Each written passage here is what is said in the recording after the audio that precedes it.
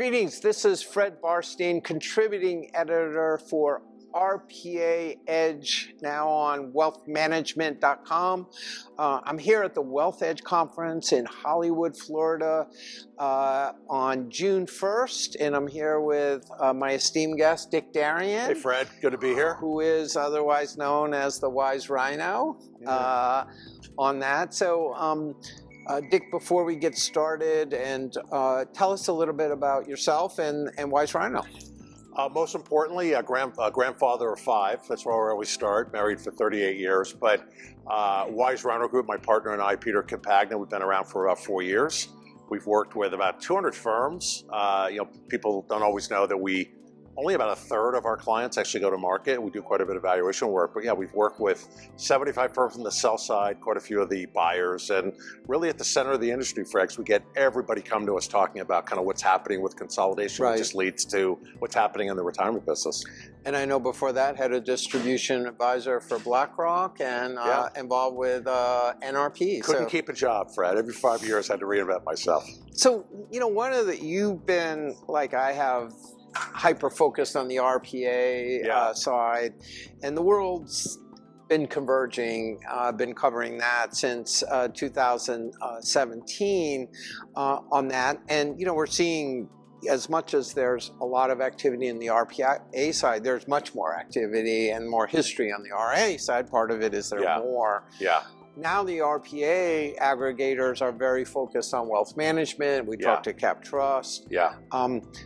Just sort of right to it, why should an RIA, when they're looking at, okay, we want to join a bigger firm, it's time for them to either succession or they want to grow, and they see that, why would they consider an RPA firm versus working with a traditional RIA aggregator like, Hightower or Focus? So Fred, let's just get right to growth, right? Let's just look at that and say if a firm is thinking about growing their business, then they're going to look at how can I be different? How can I go where there are going to be opportunities delivered to be in my firm?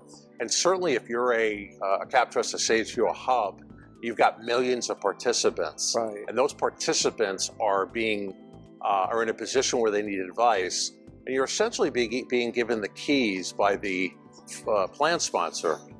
There's a huge opportunity for the folks with wealth acumen to come in and provide advisory services to those individuals. So I would just focus initially on growth and argue that in the retirement stack, there's a much bigger opportunity to grow through referral and to kind of mine the 150 million working Americans, 100 million in plans, and maybe those in the high net worth and other parts of the segment, just focus on those folks. And so, why hasn't it happened, and why now? Because, there's always been a lot of participants in the plan, and the RPAs tended not to focus on the and we know RIAs, most of them aren't really focused on the retirement side. Why now, and can they actually do it? Yeah, well, Fred, it's been happening, right? So go back 40 years when the 401k plan first came out.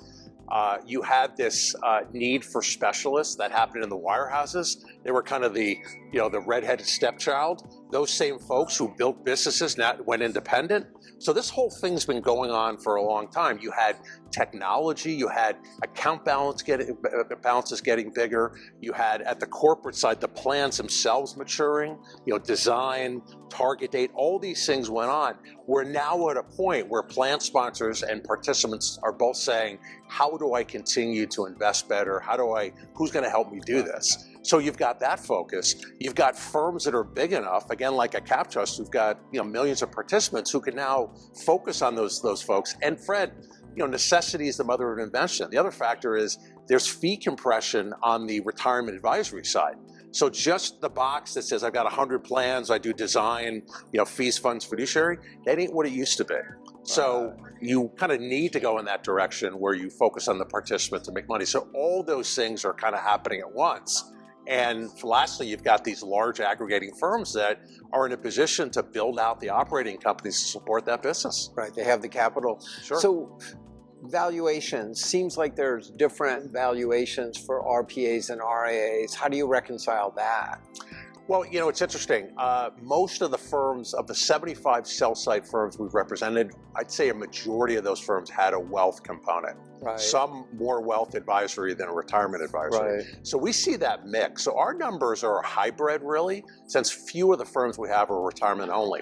Clearly, if you look at margins, the wealth side has higher margins. Right. But I would argue, Fred, that if you just look at, say, a firm that has a million participants. I'll give you an example. We represented a firm called PEI that went to Cap Trust, 900,000 participants. They made no money on the participant side. Fred, the unrealized potential of that firm just on the participant side is probably 10 times the revenue that they've got. So I would argue that the untapped revenue is higher on a firm that's scaled than a wealth firm. So I could argue that the multiples should be higher, but the marketplace doesn't view it that way. Right.